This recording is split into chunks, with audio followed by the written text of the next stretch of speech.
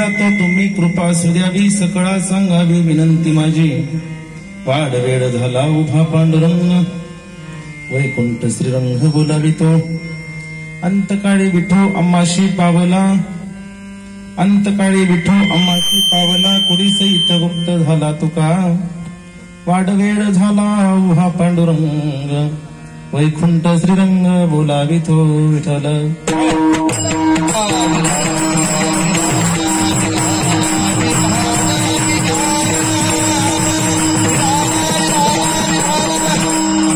तुम्ही कृपा सुद्यावी सकळा सांगावी विनंती माझी वाढ वेळ झाला पांडुरंग वैकुंठ श्रीरंग बोलावितो महायोग पीठे तटे भीमरत्तम परम कुंडलिकाय धातुवनेन्नी समागत तिष्ठन्तमानंद कंदम वर ब्रह्मलिंगम भजे पांडुरंगम पांडुरंग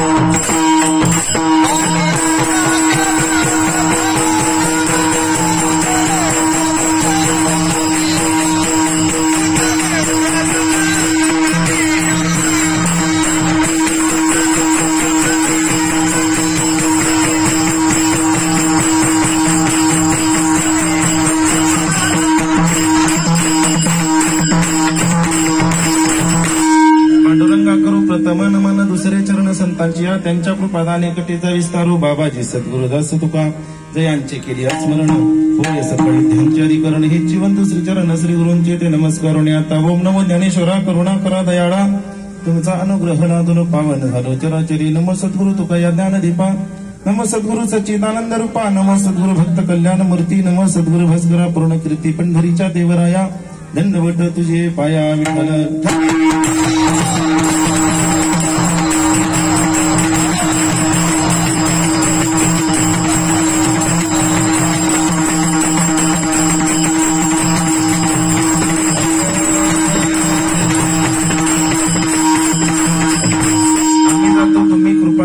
सकळा सांगावी विनंती माझी वाढ वेळ झाला उभा पांडुरंग वैकुंठ श्रीरंग बोलावित प्रस्तुत प्राप्त प्रसंगी कीर्तन रूपी सेवेकरिता घेतलेला अभंग विश्वमान्य विश्वप्रिय चिन्मय स्वरूप अधिकार संपन्न साधू वैराग्याची मूर्तिमंत पुतळी वारकरी संप्रदायाची कळस माझे जगद्गुरु तुकोबार आहे यांचा निर्वाणी प्रसंगातील हा 3 चरणाचा अभंग तुम्ही सगळे स्वती सज्जन मायबापांच्या चरणावरती समर्पित करण्याकरता निवडला विठ्ठल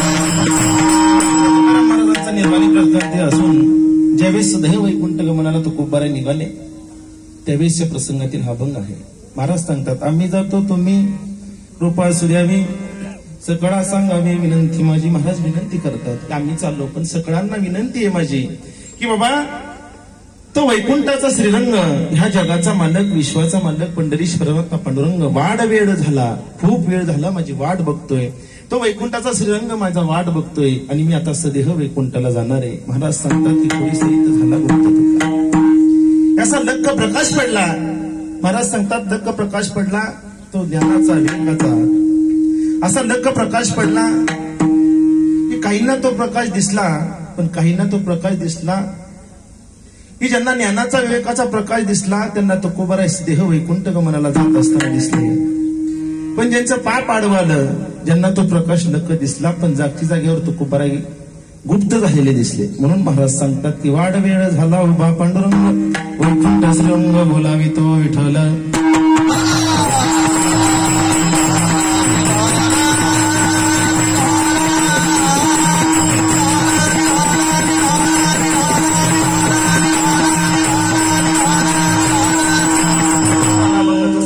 थोडासा परिहार द्यायचा तो म्हणजे असा की आज आपल्या विभून स्टेशन गावामध्ये कैलासवासी रंजनाबाई जगन्नाथ शेंडगे या साहेबांना जाऊन 1 वर्ष पूर्ण झालं. त्यांच्या प्रथम पुण्यस्मरणानिमित्त, वर्षश्राद्धानिमित्त त्यांच्या पाठीमागे असणारा त्यांचा छोटासा हा गोड परिवार, त्यांच्या पश्चात त्यांच्या पाठीमागे असणारे त्यांचे पती आदरणीय आमचे आबा, त्यांच्या पोटी 2 रत्न जन्माला आली, ते आमचे अनिल दादा आणि संतोष दादा.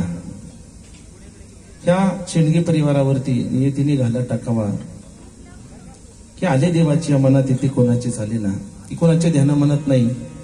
आणि आईसाहेबांना जाणं झालं, त्या निघून गेल्या आणि निघून गेलेल्या दिवसाला 1 वर्ष पूर्ण झालं.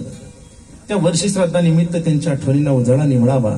महाराज सांगतात की पुत्रांच्या ऋणामधनं मुक्त होणे आपलं काम आहे. पिंड पदावरी दिला आपुली,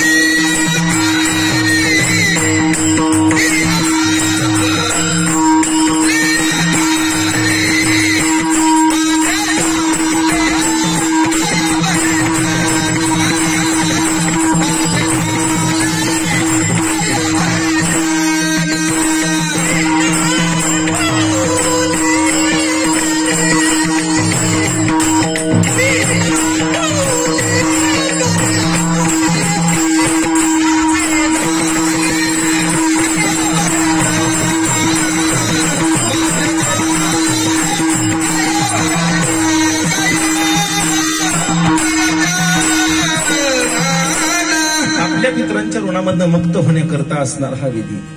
बरेच लोक म्हणतात महाराज वर्षी श्राद्ध घालण्याची गरज का? कारण समाजामध्ये अशी रूढी परंपरा निघाली, ह्या कलियुगाचं वारं इतकं भयान प्रकारचं गोंगावतंय, या कलियुगामध्ये काय होईल ते सांगता येत नाही. जडकरता त्या परवा दिवशी मला फोन आला होता पुण्यामधनं. ती म्हणली महाराज आमच्या वडिलांचा 10वा करायचा आहे, प्रवचन सांगायचंय, पण आम्हाला वेळ नाही. तुम्ही म्हणले ब्राह्मण काका सकट सगळंच उक्त घ्या. म्हणजे ब्राह्मण काका सकट उक्त घेतो आम्ही, पण चंटी कोणाची करायची? ती म्हणला ज्याचं प्रवचन ठेवले त्याचीच करायची. म्हणजे लोक 10वं घालायला सुद्धा तयार नाहीत. पण ह्या धावत्या युगामध्ये आपल्या आईला जाऊन 1 वर्ष पूर्ण झालं आणि त्यांच्या वर्षी श्राद्धानिमित्त आईने आपल्यावरती जे उपकार केले, आईने आपल्याला जन्म दिला, ही दुनिया ज्या आईने दाखवली, ज्या आईच्या पदराच्या सावलीखाली आपण लहानाची मोठी झालो, चिऊ खाऊचा घास घालावा, आईच्या बोटाला धरून पहिलं पाऊल टाकावं, आई ही आपली पहिली गुरु आहे, आईच्या पासून आपली शाळा चालू झाली, असं सगळं कार्य करणार ही आई. आणि ती आई ह्या विश्वामधनं, ह्या जगामधनं निघून गेली आणि या शेंडगे परिवारातलं प्रेम संपलं. ह्या शेंडगे परिवारातली माया संपली, मायेचं छत्र हरपून गेलं आणि दोन्ही लेकरं अगदी सावलीमधून उन्हामध्ये आले. असा असणारा हा गोड परिवार आणि नियतीने गाल टाकावा, डाव टाकावा आणि अचानकपणे अल्पशा आजाराने आमच्या रंजनाबाईंचं दुःखद निधन झालं. आणि त्यांच्या त्या वर्षी श्राद्धानिमित्त आयोजित केलेली ही कीर्तन रूपी सेवा, की शेंडगे परिवाराला विनंतीला मान देऊन उपस्थित असणारे आपल्या गावातील सगळी भजनी मंडळी, आमचे भारत नाना असतील, चव्हाण मामा असतील, नागनाथ मामा असतील, माझे गुरुवारी हरिभक्तीपरायण पांडुरंगजी महाराज सातपुते असतील, आदरणीय अनबुल्यांना असतील, तसेच आमचे नगऱ्याबा गायनाचार्य गणेश महाराज पेरियार, नानाशेठ असतील, विनेकरी दादा, आदरणीय साहेब आहेत. हार्मोनियम वाजवण्याकरता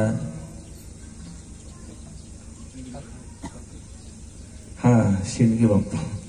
मी मगाशी बघितलं पण ओळख नाही झाली.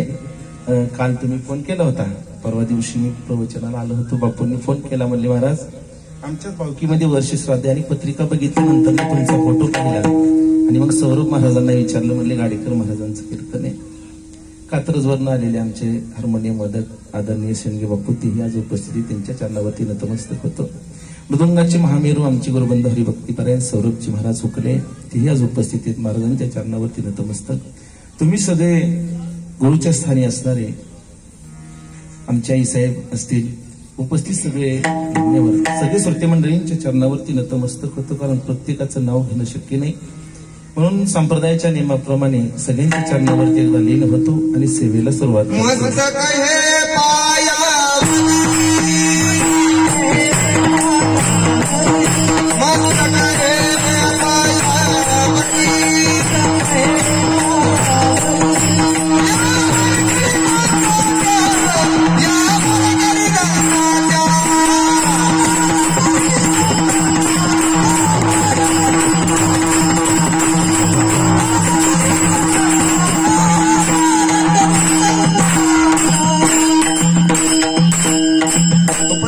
चरणावरती नतमस्तक आणि सेवेला सुरुवात. हे महाराज सांगतात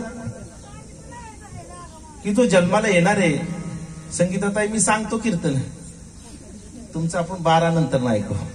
सावलीला बसा, इकडे या म्हणलं तर मांडपात बसाय सोडून झाडाखाली बसलाय, तर मी येऊ तिकडे माईक घेऊन. विठ्ठल विठ्ठल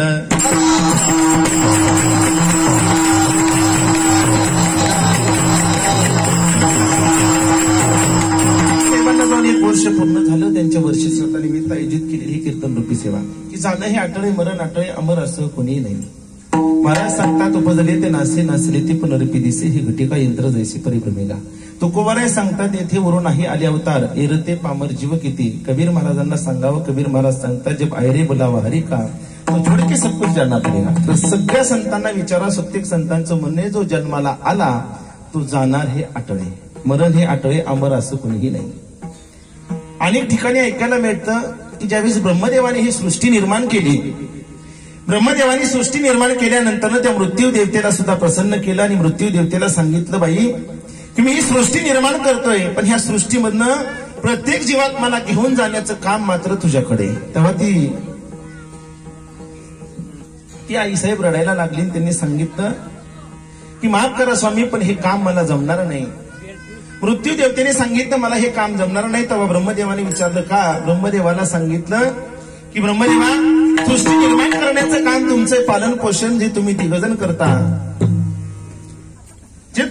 करता, हे चांगलं काम आहे, पण काम वाईट ते काम माझ्या वाट्याला आलं की प्रत्येक जीवात्म्याला उचलून नेण्याचं काम ह्या मृत्यू देवतेकडे तुम्ही पाठवलं, सोपवलं, माझ्यावरती ती जबाबदारी सोपवली. हे काम मी करू शकत नाही. कारण का काम करू शकत नाही? तर एखाद्या तरण्याबाईचा नवरा जर कमी वयामध्ये गेला तर ती बाई रात्रंदिवस मला शिव्या देत राहील.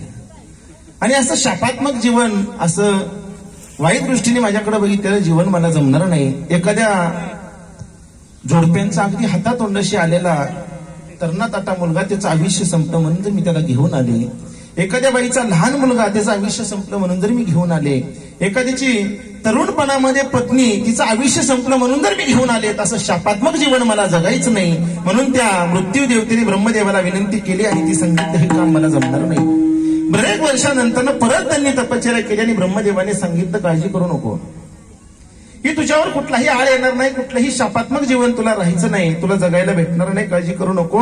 कुठंतरी मी काहीतरी कारण निर्माण करेल आणि त्याच्यानंतर हा देह निघून जाईल, पण तुझ्यावरती आळ येणार नाही. म्हणून आपण म्हणतो शुगर वाढली, बीपी वाढला, कोरोना झाला, हे फक्त निमित्त आहे, हे फक्त निमित्त आहे. भगवंत कुठल्या वेळेस कुणाला नेतो? कारण ज्या वेळेस बाळ जन्माला येतं तेव्हा त्याच्या एका हाताच्या काट्यावरती, कातड्याच्या खाली तो जाणारा दिवस सुद्धा लिहून ठेवला असतो. महाराज सांगतात, जन्म आले बाळ, जन्माले बाळ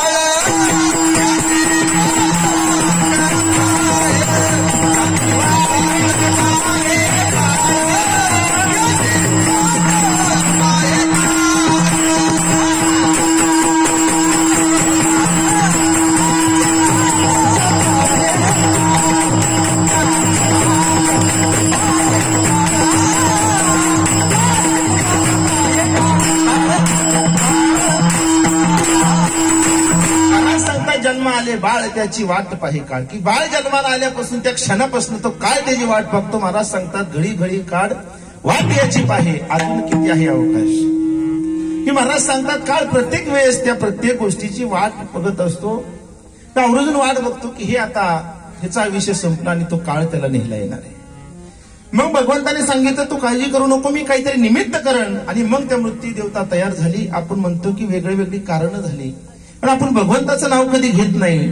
आपण अनेक आजाराची कारणं सांगतो की अनेक प्रकारचा आजार आपल्याला झडतो आणि त्या आजारातनं मृत्यू झाला असं आपण म्हणतो. तर हे ब्रह्मदेवाने सांगितलेलं काम आहे. ब्रह्मदेवाने सांगितलं मी नवीन कारण काहीतरी निर्माण करण. आणि मग त्या मातेला सांगितलं की तुझ्यावरती आळ येणार नाही. मग अशा प्रकारे काहीतरी नैमित्तिक आजार घडावं आणि हरिसाहेबांना जाणवलं. मग समाजाचा विचार केला तर दैनंदिन जीवन जगत असताना महाराज सांगतात की इथं राहण्याकरता कोणीही आलं नाही. हे शरीर ह्या शरीराचे कधी ना कधी एक ना एक दिवस माती होणारे. महाराज सांगतात शरीराची होय माती, की ह्या शरीराची एक ना एक दिवस माती होणारे. इथं राहण्याकरता कोणीही आलं नाही. जो जन्माला येणार तो जाणार आहे. एक वाक्य असं ऐकलं मी कि ते वाक्य असे की मौत के किसी से क्या रिश्तेदारी है, मौत को किसी से क्या रिश्तेदारी है, आज तेरी तो कल मेरी बारी है. की मौत बरोबर मरणाबरोबर कुणाचीही दोस्ती नाही किंवा त्याच्याबरोबर कुणाचीही संगत नाही. तो आज जाणार की उद्या आपल्याला जावं लागणार आहे, परवा आपल्याला जावं लागणार आहे. एक ना एक दिवस ह्या मंडपात बसलेली सगळे जाणार आहे.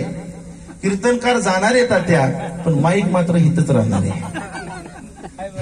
मृदुंग हितच राहणार आहे, पण मृदुंग वाजवणारा मात्र जाणार आहे. बर का बापू, पीटी हितच राहणार आहे, पण बोलूच का तुम्ही सुद्धा एक ना एक दिवस जाणार आहे. म्हणून हा निसर्गाचा नियम आहे. हा नियम कुणालाही सोडता येत नाही हो. हा नियम कुणालाही मोडता येत नाही. कारण ज्ञानेदेवाची या मनात तिथे कुणाचे चालेना. भगवंताच्या सत्तेपुढं, ह्या भगवंताच्या लीला पुढं कुणाचंही काही चालत नाही. पण तुकोबाराय सांगतात असं बाबा की एक ना एक दिवस जाणार हे आपल्याला माहिती आहे, अटळ सत्य आहे.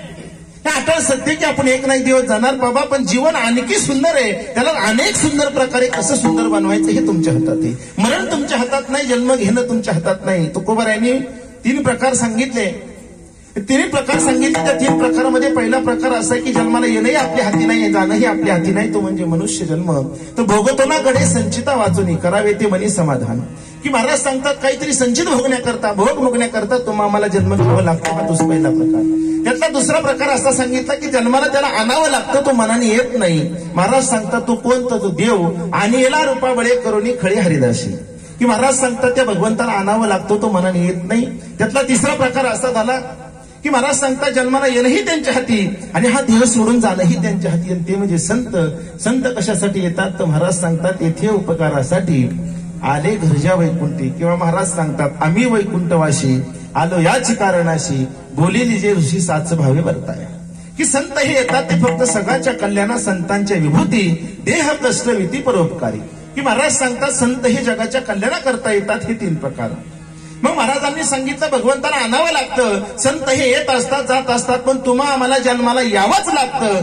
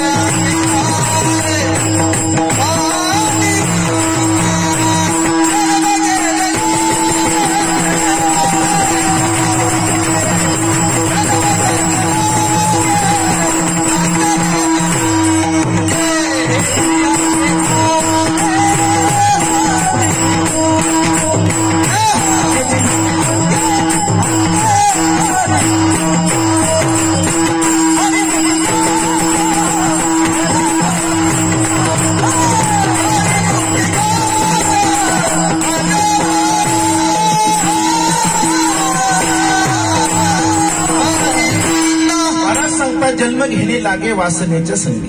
की जन्म वासनेमुळे जन्म घेणे लागे वासनेच्या संगी. की जो आला तो जाणारे, की राहण्याकरता इथं कोणीही आलेलं नाही.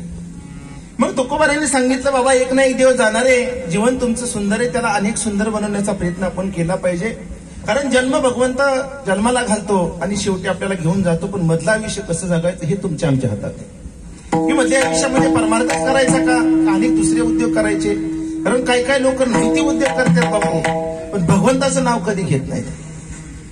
आता ह्या विज्ञान युगामध्ये, धावता युगामध्ये अशी गंमत झाली, असं ऐकायला भेटतं की बाबा कुठंतरी लिहिलंय, कुठंतरी ऐकायला मिळतं की भगवंतच नाही, या सृष्टीमध्ये देवच नाही, भगवंत आपल्याला पाहण्याकरता भेटत नाही किंवा भगवंतच नाही, असे काहींचं म्हणणं आहे की देव नाही. मग एका गावामध्ये एका मुलीचा जन्म झाला आणि जन्म झाल्यानंतर हा म्हणता म्हणता ती मुलगी मोठी झाली. शिक्षण घेत असताना तिने कुठंतरी ऐकलं, या विज्ञान युगामध्ये तिला असं समजलं की देव नाही, आणि त्या दिवसापासून तिने ठरवलं की देव मानायचा नाही. ती कुठल्याही प्रकारे भगवंताचं अस्तित्व मान्य करायला तयार नाही, भगवंताला मानायला तयार नाही. बाप्पाला काळजी पडली, हा म्हणता म्हणता मुलगी उपवर झाली, लग्नाची वेळ जवळ आली, पण मुलगी काय भगवंताला मानायला तयार नाही, आणि देव जर नाही मानला तर हिचं जगणं अशक्य आहे. बापाने ठरवलं आपण एक काम करायचं, ह्या मुलीचं लग्न अशा माणसाशी करून द्यायचं की जो माणूस आळंदीच्या संस्थेमध्ये शिकलेला असावा, तो हरिभक्तीपरायण असावा, कथा कीर्तन करणारा असावा, आणि त्या माणसाबरोबर जर ह्या मुलीचं लग्न लावून दिलं तर नक्की ही मुलगी देवाला मानेल. जरी तर देवाला मानलं नाही तर तिचा मालक कीर्तनाला जाणार नाही, आणि कीर्तनाला गेला नाही तर घरी पाकिट येणार नाही, आणि पाकिट नाही आलं तर बायको राहणार नाही. त्याच्यामुळे त्यांनी सांगितलं, म्हणजे आपण अशी आयडिया करायची. लग्न जमलं, लग्न झालं, एका महाराजाबरोबर लग्न झालं. 2 महिन्यांनी आम्ही लग्न झाल्यानंतर त्याला भेटायला गेलो तर त्याने कपाळाचा बुक्का सुद्धा पुसून टाकला होता, गळ्यात पाळ नव्हती. म्हणलं बाबा काय झालं? कीर्तन करायला आता परवडत नाही, वेळ भेटत नाही, आवडत नाही. म्हणलं महाराज काहीच नाही हो, पण लग्न झाल्यापासून आमच्या बायकोला मात्र देव आवडत नाही. तिने सांगितलं की ह्या दैनंदिन जीवन जगतोय आपण, ह्या मनुष्य जातीमध्ये जन्माला आलं ना की भगवंत हित नाही, देवाचं अस्तित्व मान्य करायचं नाही, मला पटत नाही, देव हित नाही. देव नाही म्हणल्यानंतर तिने सांगितलं, तुम्हाला आताची आता माळ काढावी लागल, आणि माळ जर नाही काढली तर मी इथं नांदणार नाही. मग माझी बायको पळून गेली तर जेवायला काय तुमच्या घरी यायचं का? म्हणून सांगितलं, म्हणजे मी माळच काढून टाकली. आता माळ काढण्याची सुद्धा फॅशन आली बाबा, माळ काढण्याची फॅशन आली. सौरभ महाराज 2.5-3 वर्ष त्या कोरोनाने असं थैमान घातलं. काय काय वेड्या लोकांचा असा गोड गैरसमज आहे बाबा की माळ काढली आणि त्या गोष्टी खाल्ल्यावर वाचतं, त्या गोष्टी खाल्ल्यावर वाचतं. भल्या भल्या लोकांनी महाराज आयुष्य घालवलं पंढरीश परमात्मा पांडुरंगाच्या त्या नामस्मरणामध्ये आपलं जीवन अगदी समर्पित करावं. आणि अगदी थोड्याशा रस्त्यावरती आता थोडंसं गाव जवळ आले, आता थोड्या दिवसांनी आपल्याला त्या 4 पत्र्यामध्ये विश्रांती भेटणार आहे, तिथं कोणी उठ म्हणणार नाही. तिथं जायला उगा अर्धा किलोमीटर राहिले, तिथं यायचं माळ काढायची, म्हणजे हे बरोबर नाही, म्हणजे फॅशन निघाली असं. मग त्या बाईने सांगितलं माळ काढावी लागेल. त्या माणसाने माळ काढली. महाराज नाही विलाज असतो, माळ काढली आणि संसार चालू झाला. पण भगवंत असाय महाराज, भगवंत कृपा करतो. भगवंत कृपा करतो की एका ठिकाणी महाराज भक्त प्रल्हादाला सुद्धा जन्माला घातलं की ज्याचा बाप राक्षसी प्रवृत्तीचा होता, पण नारायण नारायण नामस्मरणामध्ये तो प्रल्हाद सुद्धा भक्त प्रल्हाद तिथं जन्माला आला. भगवंत कृपा करतो महाराज. ज्या जोडप्याचं लग्न झालं त्यांच्या पोटी 2 रत्न जन्माला आली, आणि 2 रत्न जन्माला आल्यानंतर हा म्हणता म्हणता मुलं मोठी झाली, आणि त्यांना आळंदी सारख्या संस्थेमध्ये शिक्षण घेण्याकरता पाठवलं. 4-4, 5-5 वर्ष संस्थेत शिक्षण पूर्ण करून मुलांनी संस्था सोडवली, आणि हरिभक्तीपरायण बनवून ती मुलं गावामध्ये आली. गावामध्ये आल्यानंतर त्या बाईला काही देव पटत नसायचा, त्याच्या आईला काही देव पटत नसायचा. गावात आपल्या मुलांचं कीर्तन असलं तर ती गावाला जाऊन बसायची. गावात सत्याचं नियोजन केलं तर ही बाईने आदल्या दिवशीच पिशवी भरायची, माहेरात जाऊन राहायचं. मैत्रिणींनी विचारलं, अगं सकू आधी मध्ये कस काय आली? अगं काय नाही ग, म्हणजे आमच्या गावात तसलं चालू झालंय. पण सप्ता म्हणत नव्हती बाबा. ती म्हणली, अगं तसलं चालू झालंय म्हणजे नक्की काय चालू झालंय? तिने सांगितलं, म्हणजे ती तसलं नाही का ग, एक झाडाचं खोड असतं म्हणली, ती एक बाबा असतो, दोन्ही साईड नुसता बदाड बदाड बडाडतो, पण वाजवणं म्हणली नाही. सौरभ महाराज लय बाई विचित्र होती. ती म्हणली, हे बघ सकू मला काय कळलंच नाही बाई, दुसरं काहीतरी सांग. म्हणली, नक्की काय? अगं ती म्हणली, नाही का 2 माईक वरती 2 माणसं म्हणजे अशी आरडत असतात पण गायन करतात. म्हणली, नाही हो महाराज. ती म्हणली, तसलं चालू झालंय आमच्यात, मला काय देवाचं पसंत नाही. म्हणली, मी सगळं झाल्या त्यांचं जाणार आहे. हा म्हणता म्हणता जीवन महाराज, कारण जीवन किती महाराज काकड्यात सांगतात, अल्पायुष्य मानव देह शतकरी लेते अर्ध रात्र खरेमध्ये आलत पेडा लोक क्षय, काय भजनासी उरले ते पाहिला. जीवन जगत असताना अल्पायुष्य आहे, आपल्याला कितीतरी कमी आयुष्य आणि त्याच्यात अर्ध रात्र हे झोपण्यात गेलं. महाराज सांगतात मध्ये बालत्व, पीडा आणि महत्वाचा पॉइंट आहे तो म्हणजे रोग. ही बालपणामध्ये गेलं, आपल्या मागे पिढ्या लागल्या, रोग क्षय आणि मग रोग हा प्रत्येकाला मरताना होतो. आता ज्यांच्या ज्यांच्या गळ्यामध्ये माळ आहे, ज्यांनी आपापल्या गुरुकडनं माळ घातली त्या गुरुला कीर्तन झाल्यावर प्रश्न विचारायचा, बाबा आम्ही जन्मल्यापासून कधी पापच केलं नाही, आम्ही जन्मल्यापासून कधी पाप केलं नाही, मग आम्हाला रोग का व्हावा, तर मरतानाच रोग का होतो? त्याचं उत्तर तुकाराम महाराजांनी एका अभंगामधून एका प्रमाणामधून भारी दिले की महाराज सांगतात रोग हा प्रत्येकाला होतो. मग रोग का होतो? तो मागच्या जन्मी जे आपण काय पाप केले ते महाराज सांगतात, तुका म्हणे पापे येती रोगाची रूपे, की तो जे पाप असतं ते रोगाच्या रूपाने आपल्याला सतावण्याकरता येतं. आणि मग आयुष्य किती? तर थोडा विषय, अर्ध रात्र आयुष्य तर झोपण्यामध्ये गेलं, बालपणामध्ये गेलं आणि मग रोग लागला आणि त्या बाईला रोग झाला. रोग झाल्यानंतर हरिभक्ती परायण म्हणून दोन्ही रत्न पोटाला जन्माला आले आणि मग त्यांना कळलं की आपल्या आईची तब्येत बरी नाही. पटकन गाडी केली, तालुक्याच्या गावाला नेलं, डॉक्टरांनी तपासल्यानंतर जुन्या पद्धतीमध्ये त्या हाताची नाडी तपासायची. नाडी तपासल्यानंतर त्या बाईला सांगितलं, म्हणजे जीभ दाखवा. तिने जीभ दाखवली. डोळे मोठे करा, डोळे मोठे केले. मग त्यांना सांगितलं काय होतंय? ती म्हणली मला कसनुस होतंय. आता कसनुसाला गोळीच नाही मावशी.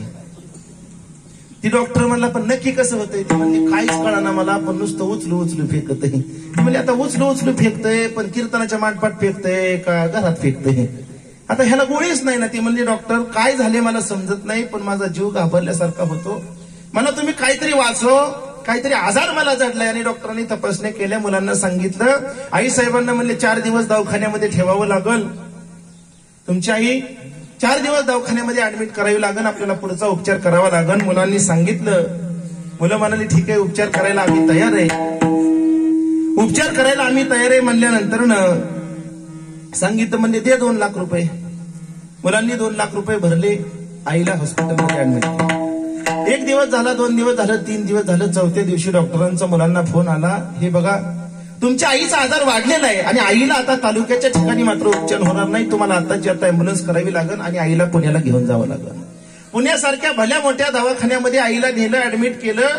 पुण्याच्या मोठ्या डॉक्टरने आईची तपासणी केली आणि आईला तपासल्यानंतर मुलांना सांगितलं, हे बघा आता प्रयत्न करू नका, तुमची आई आता फक्त जास्तीत जास्त 3 ते 4 दिवस जगणार आहे, ह्याच्या पलीकडे काही तुमची आई जगू शकत नाही. तुम्ही एक काम करा, आईला घरी घेऊन जा. आईला घरी घेऊन गेल्यानंतर जेवढे पाहुणे रावळे राहिले त्यांना भेटायला बोलवा. पाहुणे रावळ्यांना सांगा, बोलून बसून घ्या, खाऊ पिऊ घाला. सुनांना म्हणावं सासूला शिव्या द्यायच्या असतील तर शिव्या देऊन घ्या, कारण 4 दिवसानंतर सासूबाई बघाय सुद्धा भेटणार नाही. पोरांनी ऐकलं, गाडी केली, म्हातारी घरी आणली. घरी आणल्यानंतर प्रत्येक पाहुण्याला बोलवलं. प्रत्येक पाहुणा येतोय, भेटून जातोय. 4 दिवसांनी पाहुण्याने फोन करावं, कसं काय? पोरांनी सांगायचं आहे. पोरग म्हणतोय आहे. पाहुणा म्हणला अजून? म्हणला अजून आहे, जाईनच. तुका म्हणे पापे येते रोगाची आरोपी, जे पाप केलं ते फेडावं लागतं बाबा. मग अजून आहे म्हणल्यानंतर धाकटा मुलगा थोरल्या बाबाच्या शेजारी खुर्चीवरती बसला आणि सांगितलं, दादा आयुष्य गेलं रे आपल्या आईचं, पण रामकृष्ण हरी कधी नाही म्हणली. दादा पण शास्त्राचा नियम आहे की मरणाच्या वेळेस निदान मुखामध्ये रामकृष्ण हरी आली तर मोक्षाचा मार्ग सोपा होतो, मोक्ष मिळेल, मुक्ती मिळेल आपल्या आईला. मग काय करायचं असं तुझं म्हणणं आहे? त्या धाकट्या बाबाने सांगितलं, दादा आता काही केलं तर आपली आई रामकृष्ण हरी काही म्हणणार नाही, पण आपल्याला दुसरा काहीतरी मार्ग अवलंबावा लागेल. त्या आईच्या भाच्याचं, एका भाच्याचं नाव राम आहे म्हणले, आणि आपण त्याला जर बोलून घेतलं तर त्याला हाक मारण्याकरता तरी आई राम म्हणल.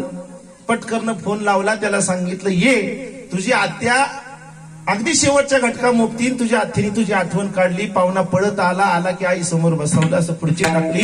आणि खुर्ची टाकल्यावर म्हातारीला पोरांनी विचारलं, आई अगं ही कोण आले बघितलं का? म्हातारी म्हणती, माझ्या काय डोळ्याचं खचड झाल्यात काय? अगं पण म्हणली, ही कोण आलंय ओळखलं का? मला एवढं काय वळत नाही मी का, मला काय कळत नाही काय म्हणली. अगं पण हे कोण आहे? एवढं काय मला माहिती नाही का म्हणली, मला काय ओळखू येत नाही का, मला दिसतंय ना ती. अगं पण कोण आहे? आता कोण आहे काय सांगायचं म्हणली, हो माझा भाचाच आहे. अगं तुझा भाचा आहे, पण ह्याचं नाव काय आहे? नावापाशी काय आहे म्हणली? तो श्यामभाऊचा पोरगा नाही का, पण रामभाऊ नाही म्हणली. अहो रामकृष्ण हरी नाही. काय काय विचित्र माणसं, तिला कवर जगवायची बाबा, तिला लय वेळ जगवायला आता मना परवडायची नाही, कारण फुलाचा टायमिंग जवळ यायला लागला. राम भाऊ सुद्धा नाही म्हणली. श्याम भाऊचं पोरग म्हणली. ती पोरग कटाळून निघून गेलं. 4 दिवस एकदा बी राम म्हणली नाही. ती पोरग कटाळून निघून गेलं. थोरला म्हणला एक काम कर, असं काय आपली म्हातारी ऐकायचं नाही, पण काही करून म्हातारीला मोक्षाचा मार्ग आपण दाखवला पाहिजे. म्हणला गावात रामाचं मंदिर आहे, रामाच्या मंदिरात म्हातारी नेऊन टाकली तर. म्हणला बघू पर्याय करून. उचलली खाटा आणली मंदिरात आणली की थोरला म्हणला आई अगं आता कुठं आली तू? म्हणली मंदिरात आली. मला काय कळत नाही काय. म्हणली कशाचं मंदिर आहे? आणि मग म्हणली माझ्या काय डोळ्याचं खसाड झालेत काय, मी बघती की तिथं बघती म्हणली तिथं. ती म्हणलं अगं पण कशाचं मंदिर आहे? म्हणली दशरथाच्या पोराचं आहे, पण रामचं नाही म्हणली. अहो नाहीच म्हातारी राम म्हणली. गावात सप्ताह बसला बाबा. सप्ताह बसल्यावर हरिभक्त पाऱ्यांची पोरं होती, त्यांचे आळंदीतले मित्र आले. पोरांना वाटलं ही पोरं जर आपल्या घरी आली ना आपल्या आईला जे हरी म्हणली तर आई निदान रामकृष्ण हरी तरी म्हणून. बाबा ती 4-5 पोरं प्यायला आली. आल्या सांगितलं आई साहेब बरं आहे का रामकृष्ण हरी? ती म्हणली मी काय तुम्हाला ओळखत नाही काय? माझ्या डोळ्याचं खसाड झाल्यात. म्हणली तुम्ही दरवर्षी येता की? आल्या तर म्हणली चांगला सप्ताह करा, चहा पाण्याला हिथं येत जा बाबा. म्हाताऱ्या माणसाचं काय पिकलेलं पान कधी गळून पडन. नाही ती गप्पा उकारल्या मावशी तिने, पण रामकृष्ण हरी नाही म्हणली. नाही म्हणली. कीर्तन चालू झालं की सुनाला म्हणायची दरवाजा लावून टीव्हीचा आवाज वाढेव टीव्हीचा आवाज. म्हणली गौरी आता रूप बदलून आली, घरात भांडण लागतंय का काय मला बघावं लागलं. तिने टीव्ही पाहिला बाबा, पण सत्याची कीर्तन नाही ऐकली, अजिबात नाही ऐकली बाबा. हा म्हणता सप्ताह झाला. सप्ताह झाल्यानंतर आता किती दिवस म्हातारी जगवायची? काल्या दिवशीच म्हातारी मेली.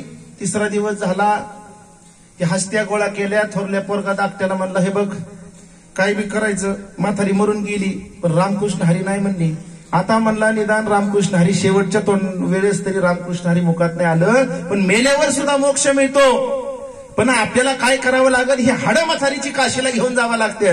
ती म्हणला दादा काळजी करू नको, आईचा माझ्यावर लय जीव होता, धाकट्या पोरावर लय जीव आहे. म्हातारीचा आया धाकट्या पोरावर जीव असतो आणि बापाचा थोरल्या पोरावर जीव असतो. म्हणून तर मावशी वाटण्या झाल्या ना, थोरल्याच्या दारात म्हातारी बसती आणि धाकट्याच्या दारात म्हातार.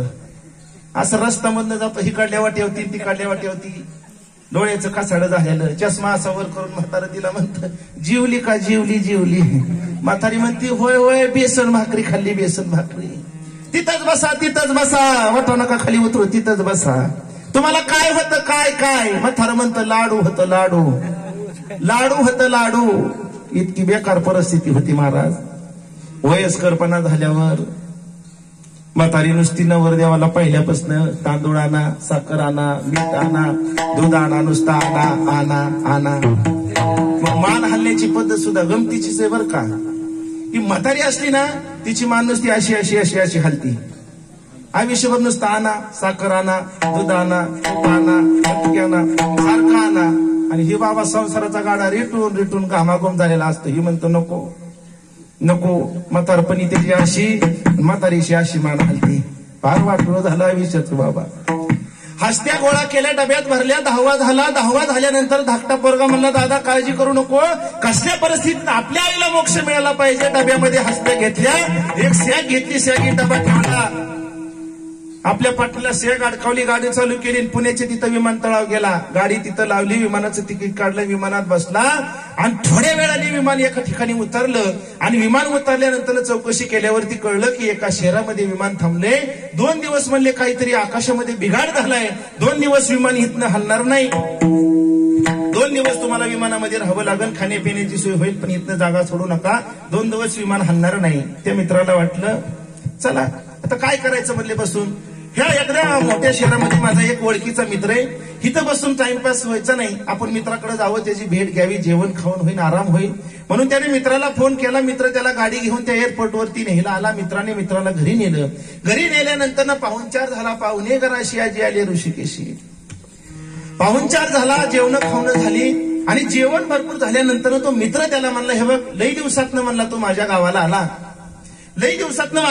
आला, एक काम कर, आता आपण जेवलोय तर म्हणलं जरा गावामध्ये फेरफटका मारून येऊ, तुला आमचं शहर दाखवून आणतो म्हणलं, अनेक गोष्टी बघण्यासारख्या आहे.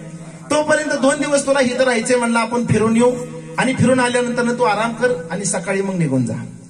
ते आपले दोघं मित्र गाव पाहण्याकरता गेले, त्या शहरात फिरण्याकरता गेले. ज्या मित्राच्या घरी हो मुक्कामाला गेलता त्या मित्राच्या बायकोला अशी एक वाईट खोड होती. घरात पाहुणा आला, पाहुण्याच्या पिशव्या उचकायच्या. पाहुण्याच्या पिचक्या उचवायची सवय होती. ती पाहुणा बाहेर गेला की हिने सॅकची चेन खोलली की तिला डबा घावला. तिला वाटलं धन्य आजी दी. आता काय बाबा आनंदाची डोही आनंद म्हणली. ह्याच्यात 100% लाडू सापडत्यान म्हणली. ह्याच्यात डिंक लाडू असते आणि गऱ्याचे असते, नाही तर बेसन पिठाचे असते. तिने डबा घेतला, झाका निघाना, किचन कट्ट्याच्या त्या फरशीवर दांदीशी डबा हाताळला, आपडला. अशी सारे ह्याच्यात हाडकं मला. ती म्हणली काय सांगायचे मेल्यानी, विमानात मटण खाल्लं ती खाल्लं आणि हाडकं कशाला इकडं आणली. मग त्या बाईनी सारी हाडकं सुपलीत भरली, कचरा कुंडीत टाकली. आणि कचरा कुंडीत टाकल्यानंतर ती कचऱ्याची गाडी जेव्हा गावात आली तेव्हा म्हातारीची हाडं कचऱ्यात गेली मावशी, आणि अजून त्या डिगाव पडल्या. ते तिने डबा घासून शॅक मध्ये ठेवला. ही सकाळी उठलं, गडबड झाली, म्हणला विमानाचा टायमिंग झाला. त्यांनी पटकन सॅक उचलली, निघून गेलं. विमानात बसलं, विमान पोहोचलं काशीला पोहोचलं, काशीला उतरलं. ब्राह्मण वंदांची गाठ घेतली आणि सगळं ठरवलं. आमच्या आईची म्हणले हाडं आम्ही काशीला आणलेत आईला मोक्ष मिळण्याकरता. एवढा आमचा अट्टाच चालू आहे, काही करा पण आईला मोक्ष मिळाला पाहिजे. आणि विधी झाली. सगळी विधी करून झाल्यानंतर ब्राह्मणांनी सांगितलं म्हणजे म्हातारी कुठे आहे ना म्हणले बॅगीत. आणि मग म्हातारी बाहेर काढली. डबा उचकून बघितला तर डबा मोकळा. त्यांनी सांगितलं म्हातारी. ती म्हणले म्हातारीने मधीच उडी टाकली. म्हातारी सापडानाच म्हणले. तसा बोंबलत माघारी आला, नाराज झाला. भावाला सांगितलं दादा असं झालं. म्हणला प्रवासात म्हातारीने कुठं उडी टाकली. म्हातारीच गावाला. ती म्हणला तुला सांगितलं होतं मी शाण्यासुरती हाताने जातो, पण तू सांगितलं आईवर माझा लय जीव आहे, माझं आईवर लय प्रेम आहे. म्हणलं आईचं माझ्या होतं, एक काम कर, मला माहिती होतं असं काहीतरी होणार आहे. कारण आपली म्हातारी एवढी खोडीची, मेली तरी रामकृष्ण हरी नाही म्हणली. ती 100% काशीपर्यंत जाणार नाही. म्हणून म्हणलं त्याच वेळेस मी तिच्या एका राखची एवढी डबी भरून ठेवली. मी किती हुशार आहे. पण म्हणलं आता ट्रेननी जायचं नाही, विमानाने जायचं नाही, कशाने जायचं नाही. आपली सगळी घरातली लोक न्यायची आणि गाडी करून म्हणलं आपण काशीला जायचं ठरलं. बाबा गाडी केली. थोरल्याची बायको धाकट्याचं नवीनच लग्न झालं. काशीला गाडी करून गेले महाराज. काशीला उतर